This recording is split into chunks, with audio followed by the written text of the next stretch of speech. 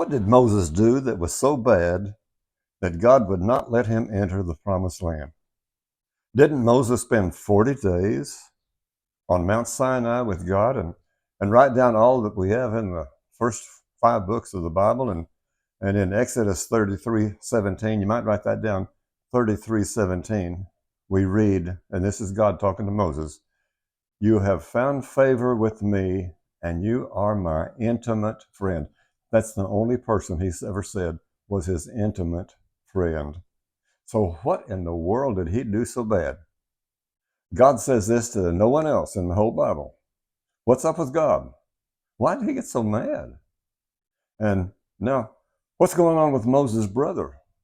His brother's name's Aaron.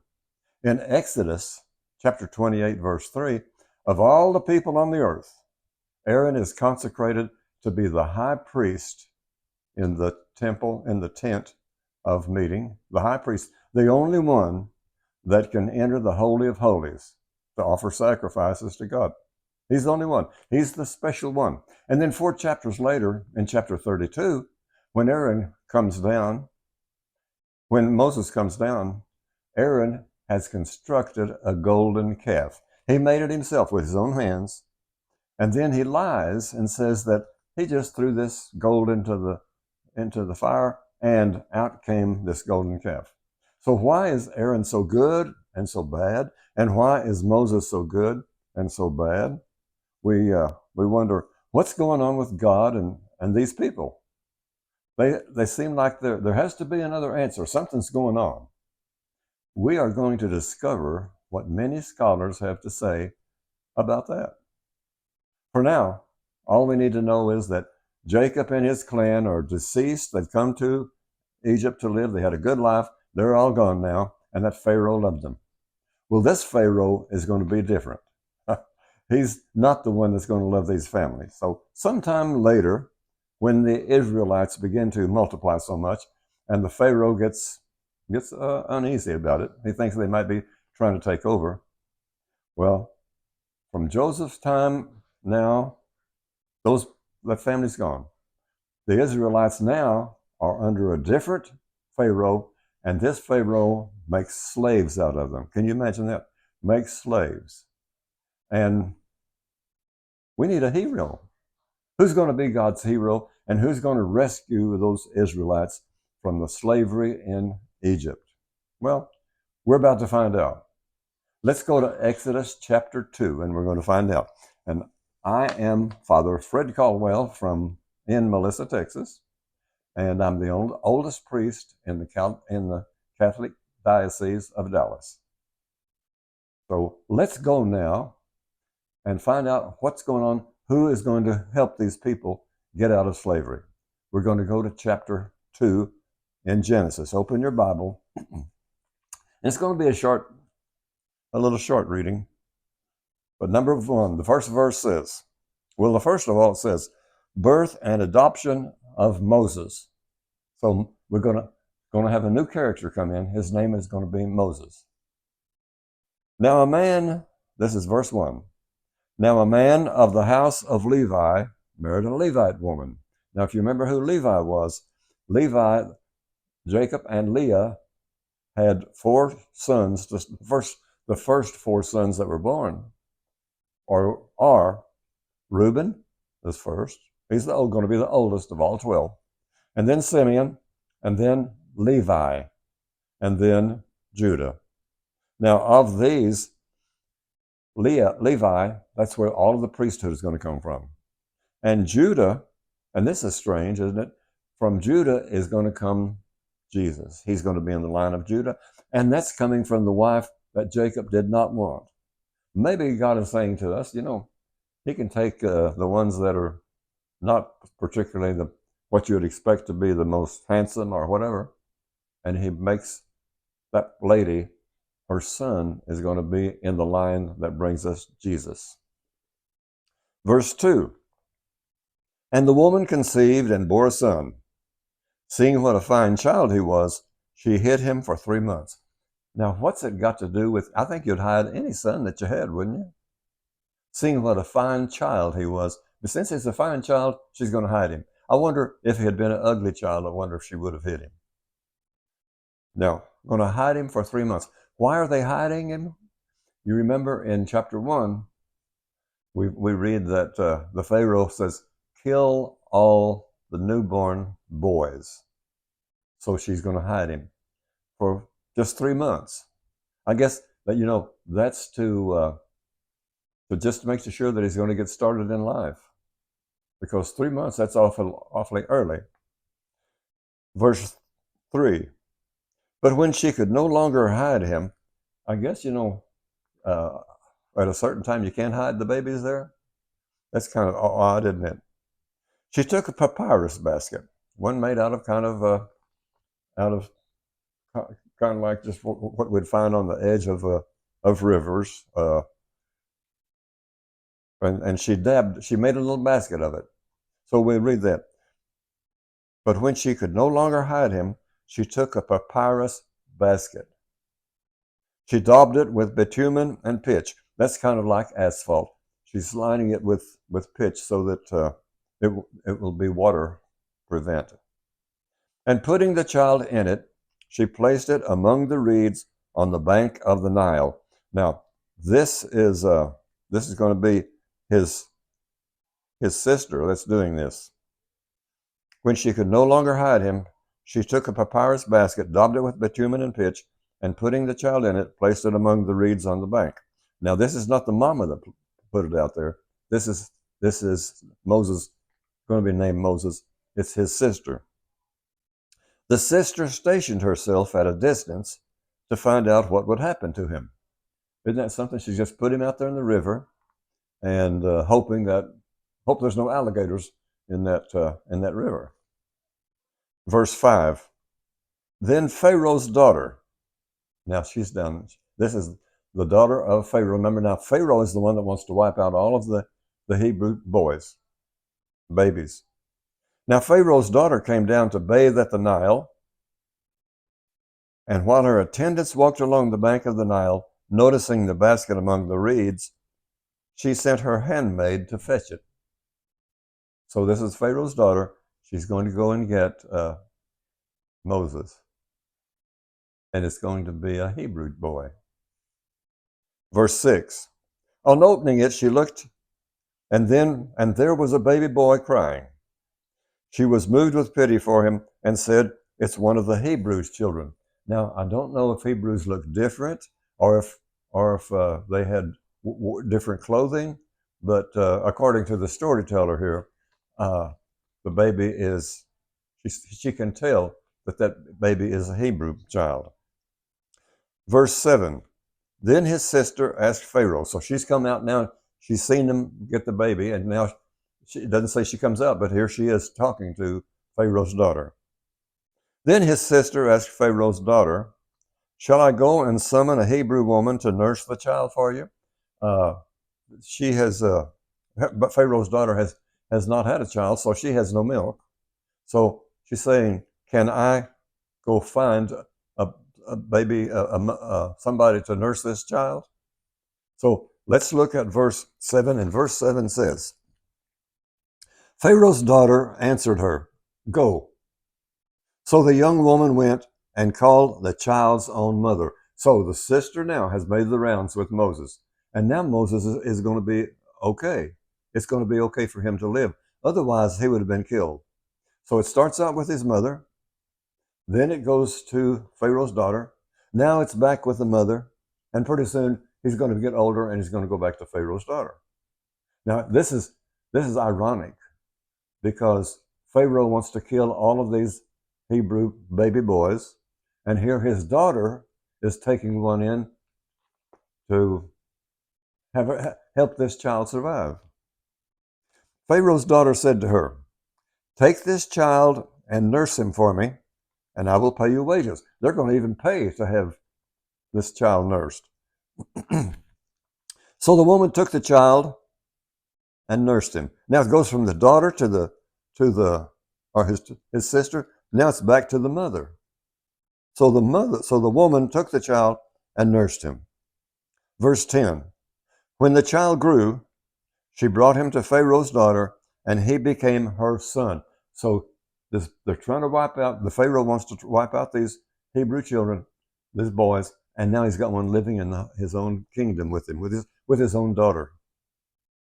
When the child grew, she brought him to Pharaoh's daughter, and he became her son. She named him Moses. So I bet we're going to find out now who it is that's going to bring these Israelites out of slavery under the Egyptians. She named him Moses, for she said, I drew him out of the water. Now, we're going to go from that baby child. He doesn't get to be a teenager. He's going to be a man now. Moses' flight to Midian. Midian is a place right close to toward Israel. Verse 11. On one occasion, now this is just happening now as Moses is an adult. On one occasion, after Moses had grown up, when he had gone out to his kinsmen and witnessed their forced labor. Now, I don't know if he knew that they were being forced labor or not, but he's finding it out right now. He saw an Egyptian striking a Hebrew. That's one of his own kinsmen. Somebody told him that he's Hebrew, because how else would he know? Because he can tell his kinsmen now. And that's not going to sit well with Moses. Looking about and seeing no one, there's nobody around, so here's what I'm going to do. He struck down the Egyptian and hid him in the sand. So he killed him, and he's buried him in the sand. So that, because you know what Pharaoh would do if he finds out that a Hebrew had killed an Egyptian. Verse 13. The next day he went out again, and now two Hebrews were fighting, so he asked the culprit. Now, if two people are fighting, how do you figure out which one's the culprit? Culprit agreed with one that started, I guess, but if they're already fighting, maybe just one guy's beating on the other, but it doesn't sound that way. He had two Hebrews fighting. So he asked the culprit, why are you striking your companion? Now they don't care for him. I mean, they might not even know him because he's been staying in the palace, possibly, because they say this. But he replied, who has appointed you rule and judge over us? Now, you wouldn't dare say that to an Egyptian that is the son of Pharaoh's daughter, unless maybe you didn't know who it was. You just don't talk like that. And then he says, are you thinking of killing me as you killed the Egyptian? Uh-oh. It's the word's out. He killed that Egyptian. That means possibly a lot of people know. So he better get out of there. So verse 14 says, then Moses became afraid and thought, the affair must certainly be known. Everybody must know about it. I better get out of here. Verse 15, when Pharaoh heard of the affair, he sought to kill Moses. Sure.